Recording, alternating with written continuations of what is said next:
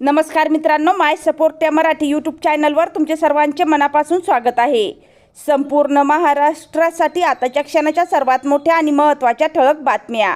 राज्यात 15 धडाकेबाज निर्णय 1 सप्टेंबरपासून लागू। 17 ऑगस्ट सोमवार। काही मिनिटांपूर्वीच्या ह्या बातम्या आहेत। या संदर्भात सविस्तर माहिती या व्हिडिओत जाणून घेऊया।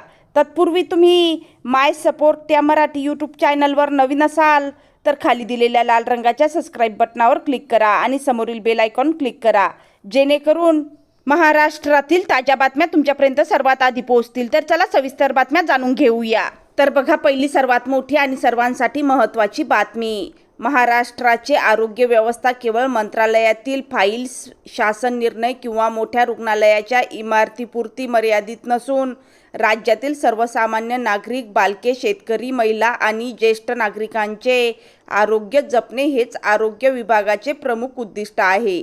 निरोगी महाराष्ट्र, सुदृढ महाराष्ट्र घडविण्यासाठी आरोग्य विभाग प्रभावीपणे काम करेल असा ठाम विश्वास राज्याचे आरोग्यमंत्री तथा पालकमंत्री प्रकाश आंबेडकर यांनी व्यक्त केला आहे। राज्यातील महिला आरोग्य समिती, जन आरोग्य समिती तसेच रुग्ण कल्याण समिती सदस्यांशी ऑनलाईन संवाद साधत आरोग्य व्यवस्थेतील सद्यस्थितीची वस्तुनिष्ठ माहिती जाणून घेण्यात आली। यावेळी आरोग्यमंत्र्यांनी विविध भागातील आरोग्य सेवेच्या अडचणी आणि नागरिकांच्या समस्या जाणून घेतल्या। राज्यात 1400 डॉक्टर उपलब्ध झाले असून त्यांची नियुक्ती येत्या आठवडाभरात करण्यात येणार आहे। तसेच आणखी 600 डॉक्टरांच्या भरतीसाठी आरोग्य विभागाने जाहिरात प्रसिद्ध केली आहे। सुमारे 250 दंतचिकित्सकही आरोग्य सेवेसाठी उपलब्ध झाले आहेत।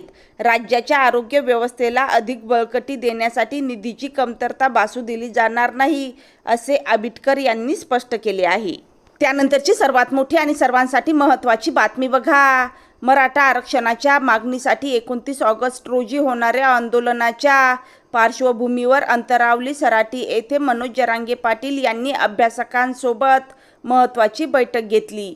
या बैठकीत सरकारने यापूर्वी काढलेले GR, OBC सवलती, हैदराबाद गॅजेटियर तसेच आगामी आंदोलनाची दिशा याबाबत सविस्तर चर्चा करण्यात आली। यावेळी मनोज जरांगे पाटील यांनी 29 ऑगस्टच्या आंदोलनावर ठाम असल्याचा निर्णय व्यक्त केला। 29 ऑगस्टला जीव गेला तरी चालेल, पण आंदोलनावर ठाम राहणार, अशी भूमिका त्यांनी मांडली आहे।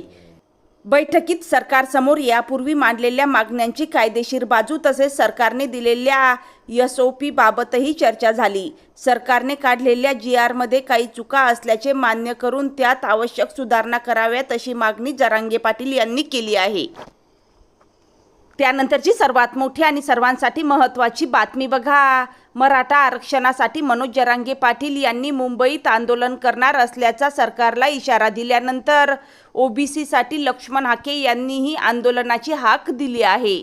लक्ष्मण हाके यांनी जरांगेंवर टीका करत 1 सप्टेंबर रोजी चलो मुंबईचा नारा दिला आहे। जरांगे आणि हाके हे दोन्ही नेते एकाच वेळी मुंबईत आंदोलनाला येणार असल्याचे राज्य सरकार अडचणीत आले आहे। सरकारकडून आता काय पावले उचलली जातात याकडे सर्वांच्या नजरा खिळल्या आहेत। आम्ही आरक्षणाच्या चौकटीत सर्व समाजबांधवांना आवाहन करत आहोत। आरक्षण आणि संविधानाचे रक्षण करण्यासाठी महाराष्ट्रातील सर्व OBC संघटनांनी 1 सप्टेंबर रोजी मोठ्या संख्येने मुंबईत यावे, असे थेट आवाहन OBC नेते लक्ष्मण हाके यांनी केले आहे। त्यानंतरची सर्वात मोठी आणि महत्त्वाची बातमी बघा। मुख्यमंत्री फेलोशिप कार्यक्रमामुळे प्रशासनाला नव्या पिढीचा दृष्टिकोन, नाविन्यपूर्ण कल्पना आणि तंत्रज्ञानाची जोड मिळेल। फेलोनी फेलोशिपच्या अनुभवातून आपल्या कार्यक्षेत्रात परिवर्तन घडविण्याचे काम करावे, असे आवाहन मुख्यमंत्री देवेंद्र फडणवीस यांनी केले आहे। विकसित महाराष्ट्र आणि विकसित भारताच्या निर्मितीत युवा पिढीची भूमिका महत्त्वपूर्ण असल्याचेही त्यांनी सांगितले। मुख्यमंत्री फडणवीस म्हणाले की शासनामध्ये अनुभवी आणि गुणवत्तापूर्ण अधिकारी असले तरी दीर्घकाळ एकाच पद्धतीने काम करताना कल्पकता आणि ग्राउंडशी असलेला संपर्क काही प्रमाणात कमी होऊ शकतो। त्यामुळे प्रशासनात नवे विचार आणणे आणि त्याच वेळी तरुणांना शासनाची कार्यपद्धती समजून देणे हा फेलोशिप कार्यक्रमाचा प्रमुख उद्देश आहे। त्यानंतरची सर्वात मोठी आणि महत्त्वाची बातमी। प्रकृती अस्वस्थ असूनही मराठा आंदोलक मनोज जरांगे पाटील यांनी मराठा आरक्षणासंदर्भात चर्चा करण्यासाठी तात्पुरता रुग्णालयातून डिस्चार्ज घेतला आहे. त्यांनी मराठा समाजाला एकजूट राहण्याचे आणि कोणत्याही राजकीय पक्षापेक्षा समाजाला प्राधान्य देण्याचे आवाहन केले आहे. जरांगे पाटील यांनी महसूल मंत्री चंद्रशेखर बावनकुळे यांच्यावर मराठा समाजाची प्रमाणपत्रे रद्द करण्याचा घाट घातल्याचा आरोप केला. त्यांनी अभ्यासक आणि समन्वयकांना पक्षाची बाजू सोडून समाजाच्या हितासाठी काम करण्याचा सल्ला दिला आहे. मराठा आंदोलक मनोज जरांगे पाटील यांनी पुढे बोलताना आणखी एक मोठं विधान केलं आहे. जे केवळ नेत्यांना खुश करण्यासाठी येतात त्यांनी अंतरावलीत येऊ नये असे त्यांनी ठणकावून सांगितले. सरकार मराठा समाजावर जाणूनबुजून अन्याय करत असून कुणबी प्रमाणपत्र देण्यास टाळाटाळ करत असल्याचा आरोप त्यांनी केला आहे. मराठा समाजापेक्षा सरकार मोठे नाही हे दाखवून देण्यासाठी संपूर्ण समाजाला एकत्रितपणे लढावे लागेल असे त्यांचे म्हणणे आहे. मराठ्यांच्या एकाही लेकराचे प्रमाणपत्र रद्द केले जाऊ नये यासाठी संघर्ष करण्याचे आवाहन त्यांनी केले आहे. त्यानंतरची सर्वात मोठी आणि सर्वांसाठी महत्त्वाची बातमी बघा. महाराष्ट्र जमीन महसूल संहितेतील कलम 155चा गैरवापर करून जमिनीच्या मालकी हक्कात फेरफार करणाऱ्या महसूल अधिकाऱ्यांवर अखेर कारवाईचा बडगा उगारला आहे. पुणे महसूल विभागातील तब्बल 40 अधिकाऱ्यांची थेट विभागाबाहेर बदली करण्याचा मोठा निर्णय महसूल विभागाने जाहीर केला आहे. यापुढे या दोषी अधिकाऱ्यांना पुन्हा महसूल विभागात नियुक्ती दिली जाणार नाही असा सज्जड इशाराही दिला आहे. हस्तलिखित उतार्यातील दुरुस्ती करण्यासाठी महसूल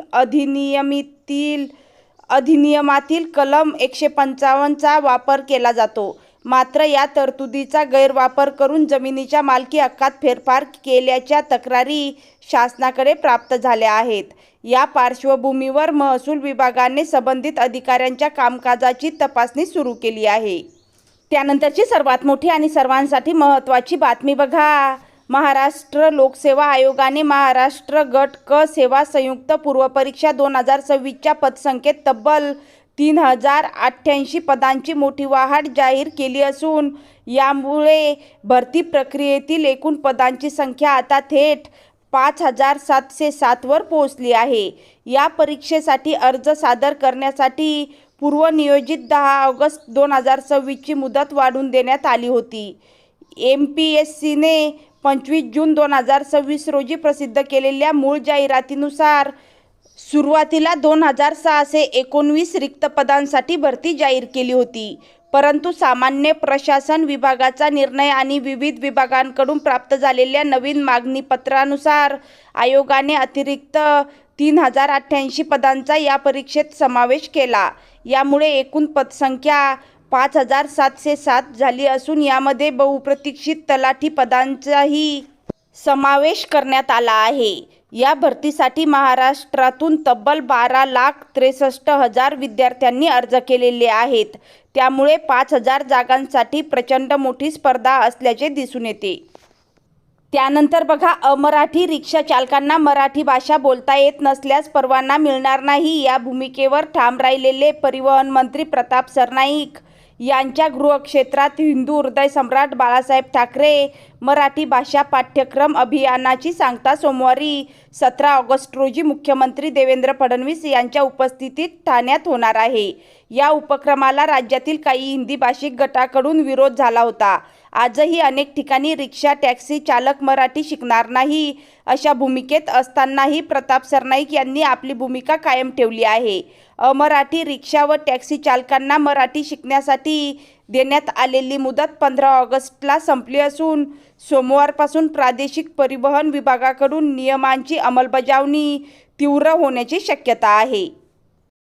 तर ह्या होत्या आताच्या क्षणाच्या सर्वात मोठ्या आणि महत्त्वाच्या ब्रेकिंग न्यूज. तुम्हाला जर हा व्हिडिओ आवडला असेल किंवा माहितीपूर्ण वाटला असेल तर कृपया या व्हिडिओला लाईक करा आणि हा व्हिडिओ आपल्या मित्रपरिवारामध्ये शेअर करायला विसरू नका.